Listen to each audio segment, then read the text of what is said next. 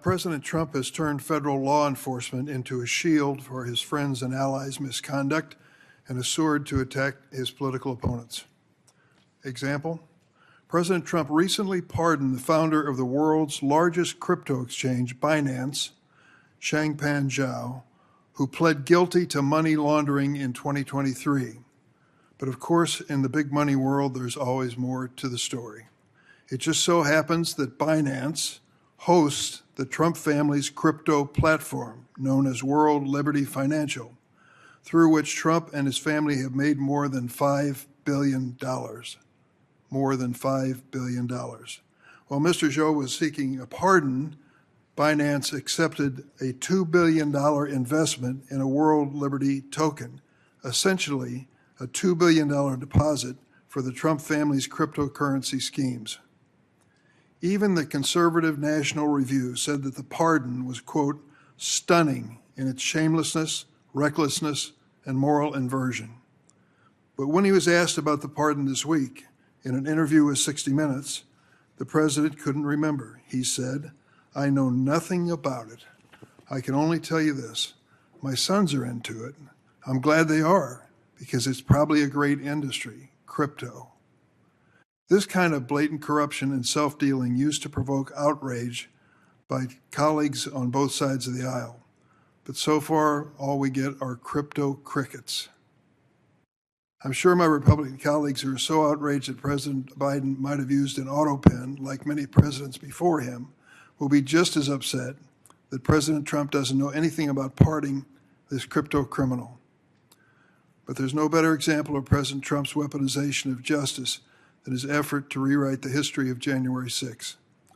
On his first day in office, the president issued a full and unconditional pardon to nearly 1,600 January 6 rioters, including more than 600 charged with assaulting or impeding law enforcement. Standing in the back of the room are people who are keeping us safe. They are people who were assaulted on January 6 by rioters who have now been unconditionally pardoned by President Trump. Next to his political appointees, the Justice Department led an unprecedented purge of career prosecutors and FBI agents simply because they worked on the investigation of January 6. That's all it took. Then Attorney General Bondi hired a January 6 rioter, Jared Weiss, as a senior official at Department of Justice, even though Mr. Weiss was filmed urging his fellow rioters to kill police officers defending the Capitol on January 6th. This is what Ed Martin, the failed U.S. attorney nominee who is now a senior Department of Justice official, meant when he said, quote, "No MAGA left behind." Now President Trump is seeking $230 million of taxpayers' money from the Justice Department, claiming he was wrongly prosecuted, despite evidence of his efforts to interfere in the 2020 election. So while American people grapple with inflation and rising health insurance costs, the president wants $230 million in taxpayers' dollars. At the same time, the full might of federal law enforcement is being directed at states and cities that just didn't happen to vote for President Trump. One of them is my home state. So let me tell you what's going on with Operation Midway Blitz in the city of Chicago, in case you missed it. Yesterday was a banner day for the ICE agents. They had a daring raid in hot pursuit of President Trump's worst of the worst criminals. Remember, those are the targets, the worst of the worst. They made a daring raid on a preschool without permission or a warrant to arrest one of the teachers. The children in that school, all under the age of 6, were, according to one parent of a 3-year-old, crying, terrified, and huddled together as the ICE agents tried to apprehend this one teacher. To do it in a place where children are with complete disregard for what they see, one parent said, "There's no low these people won't stoop to." And what do we know about the terrorist target? Well, the ICE Dream Team successfully apprehended one, in their estimation. School officials, it turns out, report the woman who cares for infants at the school had work authorization and had just undergone a background check. Meanwhile, the federal courts continue to monitor and limit the outrageous activities of the Chicago ICE Dream Team.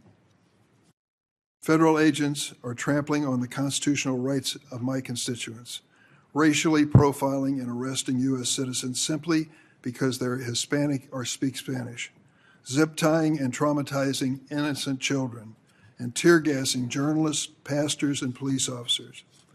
Instead of addressing these violations of law, White House advisor Stephen Miller and Deputy Attorney General Blanche are threatening to prosecute my state's governor with baseless claims that he could be arrested for, quote, seditious conspiracy. So what are we going to do about this?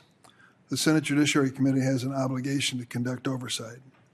And let me say a word about Jack Smith. I'm interested in why senators turned up on the document that you released.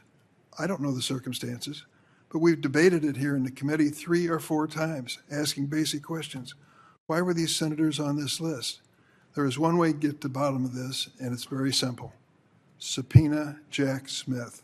Put him under oath and put him a chair in front of us to answer those questions. Just that simple. And he's offered to come. And yet, he's not being called. Perhaps there's an explanation for it. But I think we should call an official timeout on senators commenting on this matter so long as we won't bring Mr. Smith here under oath to answer our questions. He's willing to do it. There's no excuse he should be. And I might add, too, it's time for DHS Secretary Noem to take time from her glossy promo campaign in Chicago to come and testify under oath before this committee as well.